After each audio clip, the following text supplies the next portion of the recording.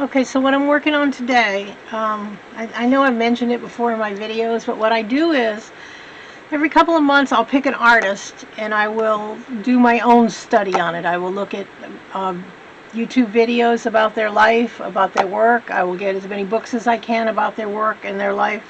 And I don't copy their work, but I try and study it and see how they did it and the things that interest me, see how I maybe can use some of the things that they use in my own work when I get done. I'll do a small series, maybe 1, 2, 3 series on things that they've inspired me. Right this month I started August 1st on Paul Klee. I know it says Klee, but it's pronounced Clay. It's German. I'm really interested in the variety of things that his work really speaks to me. I mean, his use of line, his use of color. So I've decided to do a series on the darks. He does what I call swatch paintings, as you can see, but he uses a lot of darks, which I don't usually use. And I'm really interested in doing something along this line. I've already practiced on, and I'm doing mine on black paper with the dark colors, as you can see. They're just gorgeous and lush and beautiful. Some of them are brighter colored than others, but I'm kind of drawn to the dark ones. As you can see, his use of color is just awesome.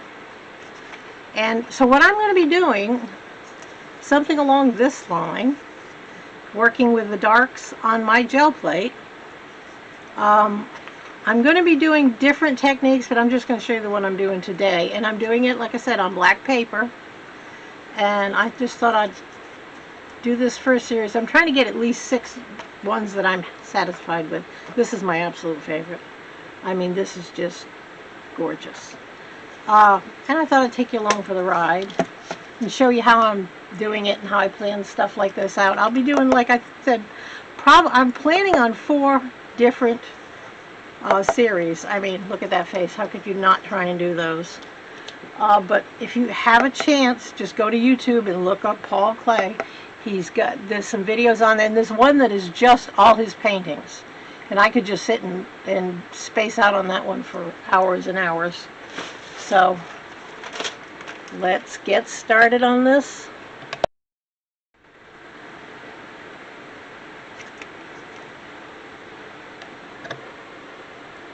Okay, so I pulled out my gel plate. I'm going to try using both of my 5x7s.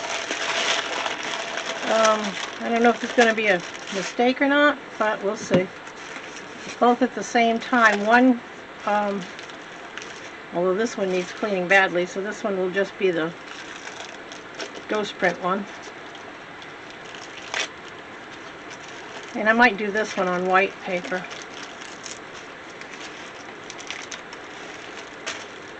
So now what I did was I did just some graphs, just some checks, squares to put underneath here to just give me some kind of guidance on where I'm going on this. Just for the initial ones when I start. I have taken my black paper. This is a 5x7, so I've cut this down to, I think it's 8x10. And I'm going to use, I did a video on these, like pizza box border makers. So this is what I'm going to do. I'm going to use that. I'm not going to get too precious about the border, but I want it to have some border. And we'll see. So we'll get started. I put all my paints out on this meat tray. They're perfect palettes and they're cheap and free. And that's what I'm going to be using for this project. I won't tell you, I mean, the colors, if there's any color there you don't know what it is, all my colors, all of these are Amsterdam. So, Amsterdam acrylics. So if there's anything you need, just message me below and I'll put a comment, ask me which one you're asking about, and I'll put the name down there, but it's not really that important. And I'm going to put the paint on, instead of using a roller today, with a paintbrush. And this is a, it's a pretty stiff paintbrush. Roll away for a second and get my paper towel. My friend told me I should be all set up before I get, I think I am, and I never am. Okay, so what I'm going to do, you can see the squares, the paper underneath. See, I drew the squares out on the paper. And for the first one, I'm just going to follow those. Just as simple as possible.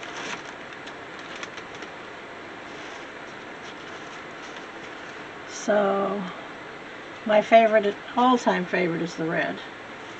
The way the red looks on the black paper is just so. And I'm trying to encourage brush strokes. I'm not trying to get away with no brush strokes. I'm really trying to encourage them. And I'm going to go quickly on this. This one's going to have a lot of red.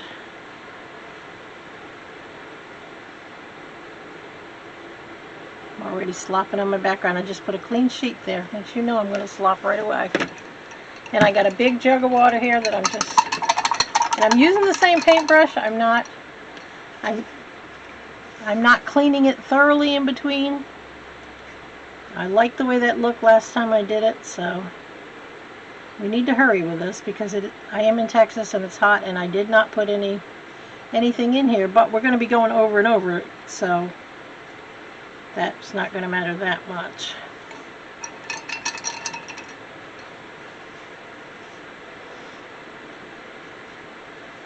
And I'm just picking colors randomly to start to see what I like. Just about everything that I've got on that tray looks great with black paper.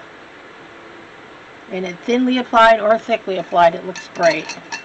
I think I might have put too much red. Let's go for a green.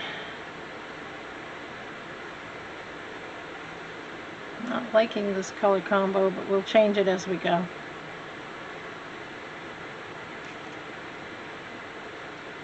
Yeah, that's enough green.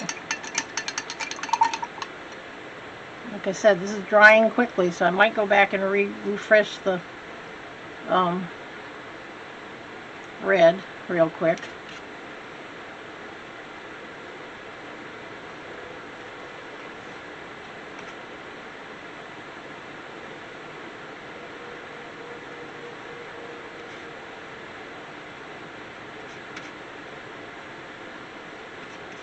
I'm glad I didn't put these paint colors away. They're over here in a big pile because even I don't remember what they are already. I'm going to tone down this one right here. Well, I was hoping the red would come off on it. Oh, there it goes.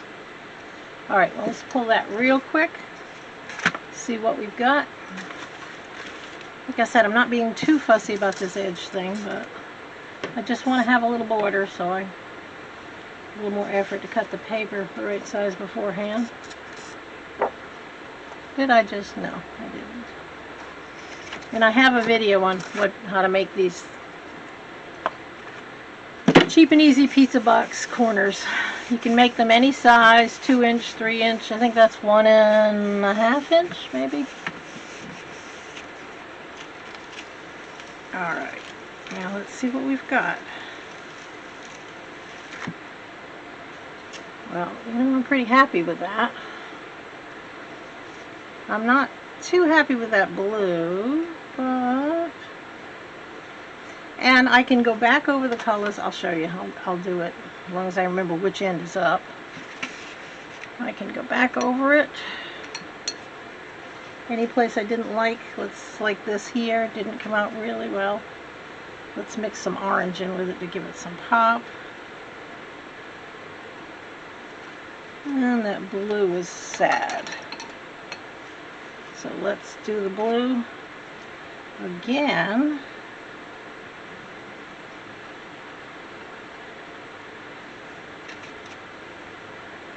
And what else? The green looks okay, and I'm liking the red. Okay, I like the rest of it.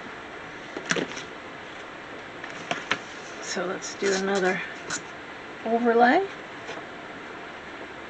Get this scooched up in the corner. And I think this is probably, if I'm happy with those that I just did, I think I'm done with this one.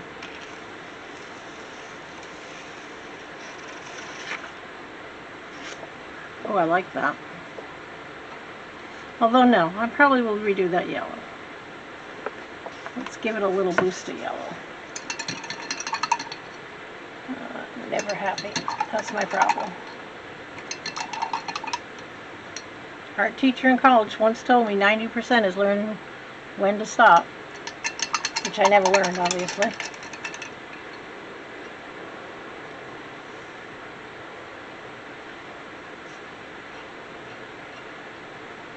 And they were very right. I really love doing these. This is my homage to different artists. You know, that green over there is sad. Let's pump it up with some yellow.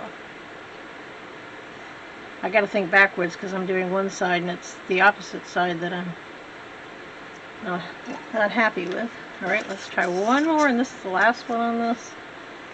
See if we can get it to where we like it, like all the colors.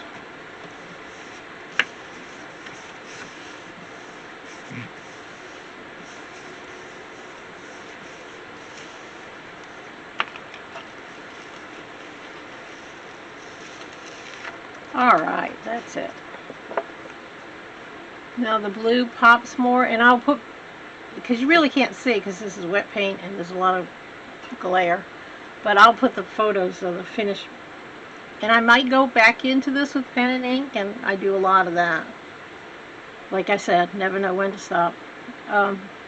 Let's do another one. Okay, now let's just go over those colors with different colors. See where we get with that. There was a little bit too much red in that. Let's take one of those reds out. Now some of that red's probably still going to come up that's underneath. And this time I'm going to, like, instead of brush strokes, I'm going to do dabs.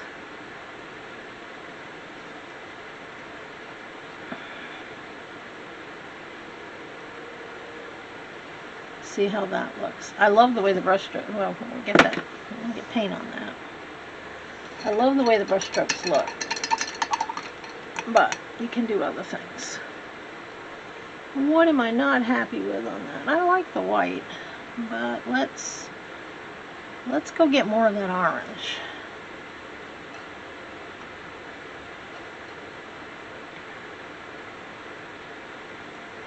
Let's put that in one long place. Let's take over the yellow.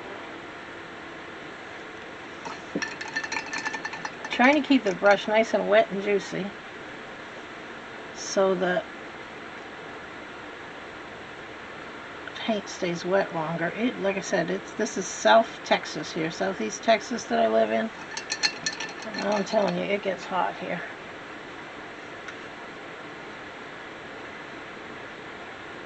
I used to do that paint pouring, and I swear it felt like the paint was drying as it was pouring down the canvas. Let's do this. This is not the same white that I used last time. This is like a greenish white. Oh, I forgot the dabbing part. Oh well.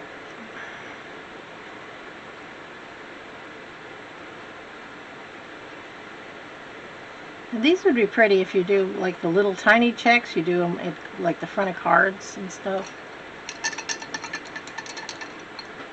Like abstract, and can't get much more simplistic than this. We're going to switch off our blue, dab this in, see if I can't pick up some of the other blue underneath it and get it nice and wet.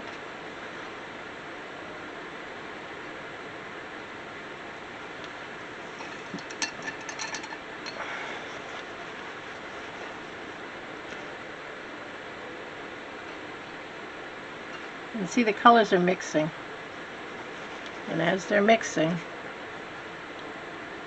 on that black, it really, really does pop when they mix. Trying to hurry now. That's not good. I have a different red here. Let's put that into there.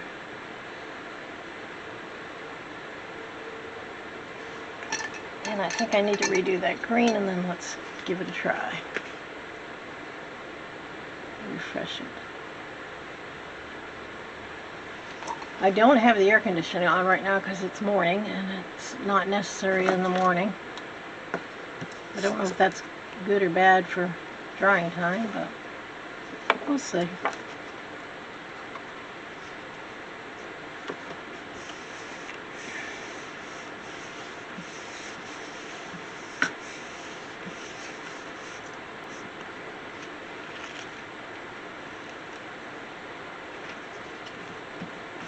Press it down a little harder. Get a little bit more of that paint.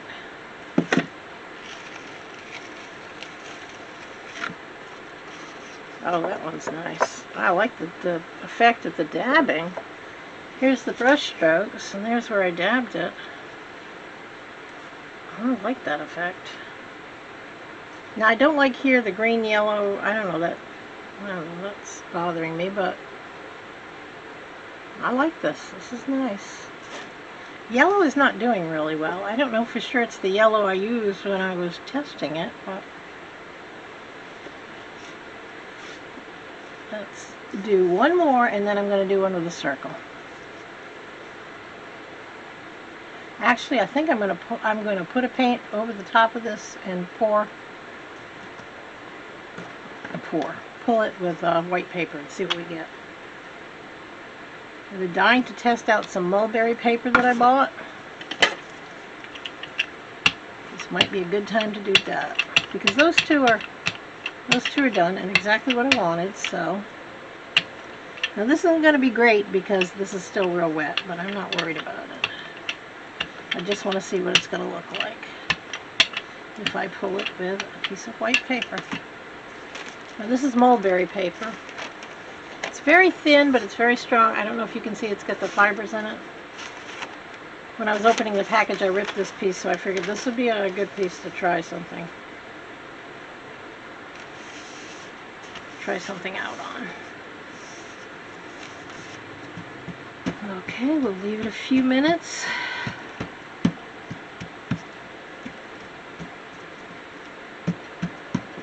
Alright, I'm going to leave that to dry, and I will come back and pull that up when it's dry, and I have the other gel plate cleaned off so I can do the circle. Okay, so I went in, let the dogs out, came back. This is not totally dry, but I'm going to pull it anyways, and I got this one cleaned enough to do one on there.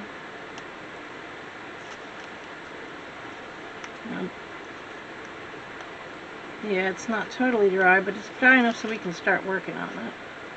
Hopefully there won't be too much left behind. I'll take a quick baby wipe to it to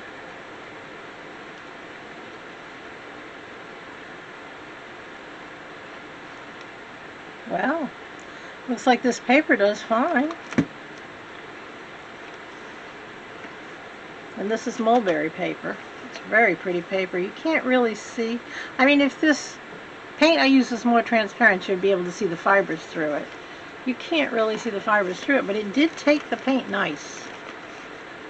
And you see, look at the different effect you get between the black and the well, this isn't actually white, it's a cream color. I bought a pack of mulberry off Amazon, and they're all in the browns and creams, so I'm going to be using some of the browns too for this project. But alright, I'm going to leave the gunk that's on there, and I'm going to put this circle that I did, just something simple. I only need a few colors. Can you see that? It's just a circle, like a abstract landscape. And we're going to put it right there.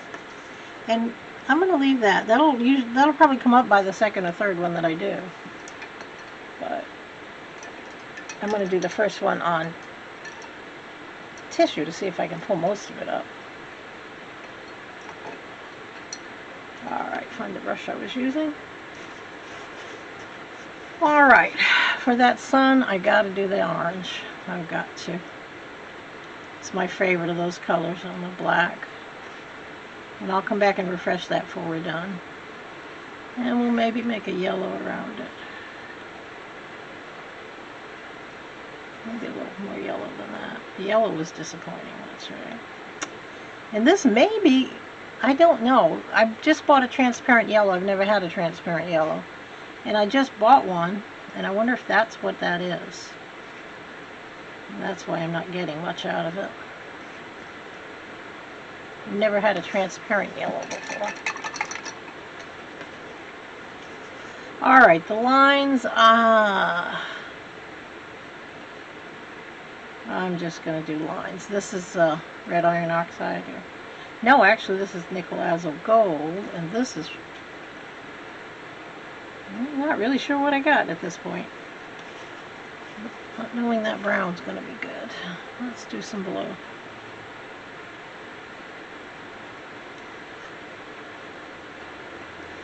And like I said, I'm not even cleaning in between. I'm just grabbing color and going. And let's, I don't know, we don't need to refresh the orange, I don't think, but already we need to refresh that yellow.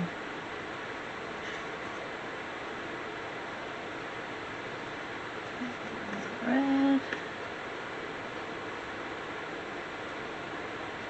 And then we'll pull this up and see what we got. Abstract landscape or a mess. Either way, we got it.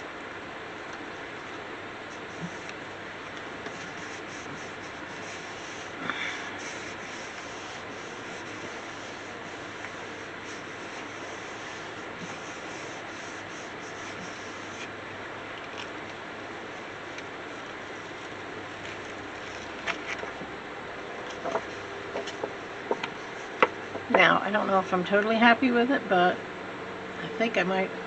The only thing I don't like is that blue. I probably shouldn't use so much of that. I'll go over that with the dark blue, and then we'll see. But look, you can see where the blue pulled up here from what was already underneath. I like that. Let's do another coat on it and see what we get. I wonder how many times I could go over it without probably infinite times. Or I could get 4 inches thick of paint on this thing for it. Alright, we need more of that orange.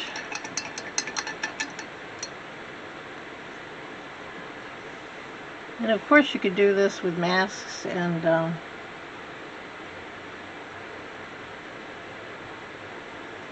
roller. Put checkerboard masks on there. Alright, I don't like this. Well, I didn't mean to put orange on it, but we'll see.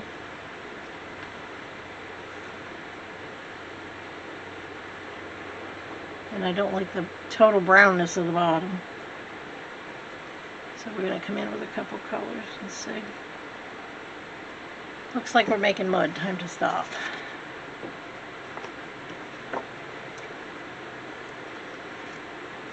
I don't always know when to stop, but I know to stop at mud and back up.